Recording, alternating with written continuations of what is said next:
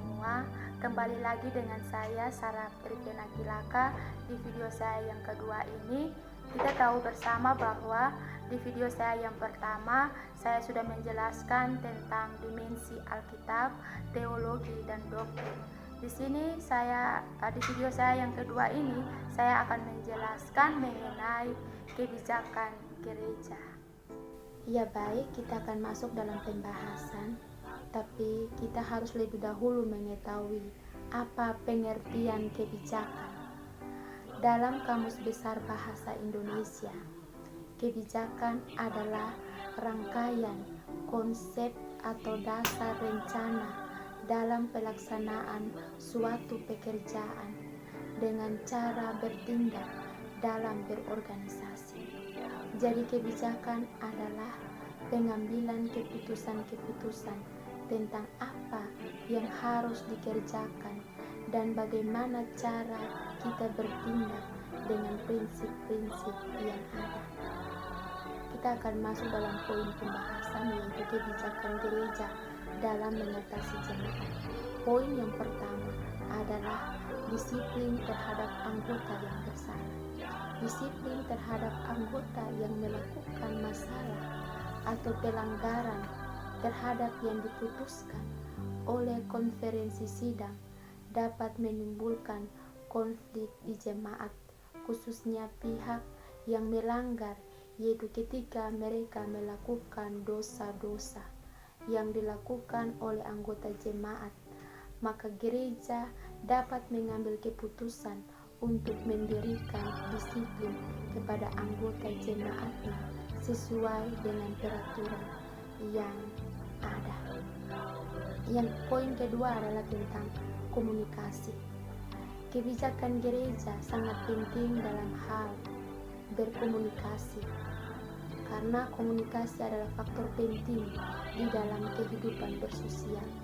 Dengan komunikasi yang baik, memampukan kita berinteraksi yang baik dengan orang lain, karena komunikasi juga mampu menolong kita untuk menghadapi konflik-konflik yang sedang terjadi. Dengan adanya komunikasi, kita bisa mengatasi konflik yang disebabkan oleh pertikaian-pertikaian besar di gereja. Dengan adanya kebijakan gereja dalam hal berkomunikasi yang baik, maka konflik apapun dalam gereja akan terselesaikan dengan baik. Poin yang berikut adalah visi dalam menyelesaikan konflik. Visi dalam kebijakan gereja adalah kasih Allah dengan cara visi untuk menyelesaikan konflik tersebut haruslah berpatokan kepada kasih Allah yang telah menjadikan bagian kita. Dengan demikian, masing-masing pihak akan memandang satu dengan yang lain, bukan dalam kebencian dan niat untuk membalas dendam, tetapi dengan rasa hormat dan saling menghargai, dengan sikap yang penuh kerendahan hati, serta mewujudkan sesuai dengan kebenaran akan Allah. Poin yang berikut adalah tentang aspirasi kebijakan gereja terhadap jemaat.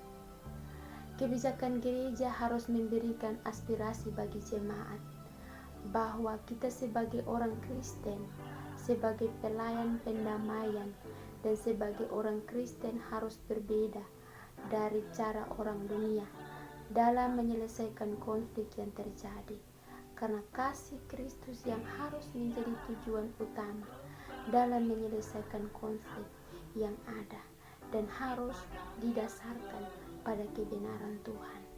Kita bukan ada di dalam administrasi gereja lama lagi, tetapi sekarang kita berada di administrasi gereja baru, karena semua pengikut Yesus adalah orang-orang yang seharusnya membawa damai kemanapun mereka pergi, dimanapun mereka berada, dan dalam situasi apapun.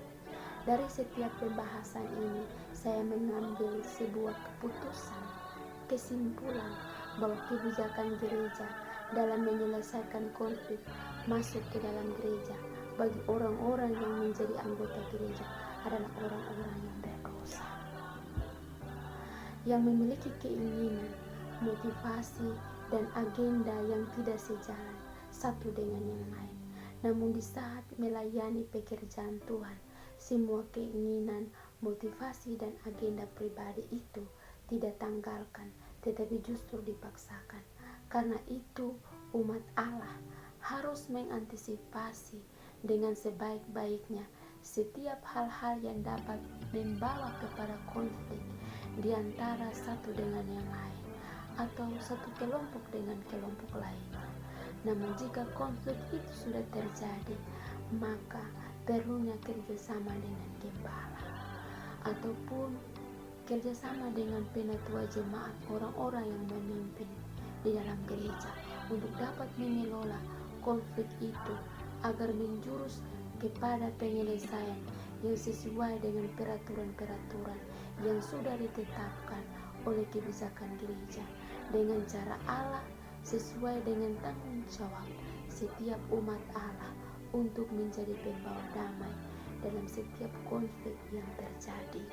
Karena Yesus Kristus lebih dahulu telah mendamaikan kita. Maka itu, kita harus mempercayakan tugas pendamaian itu kepada semua yang percaya akan Kristus. Demikian pembahasan saya, dan jangan lupa menonton video-video saya di dimensi berikutnya.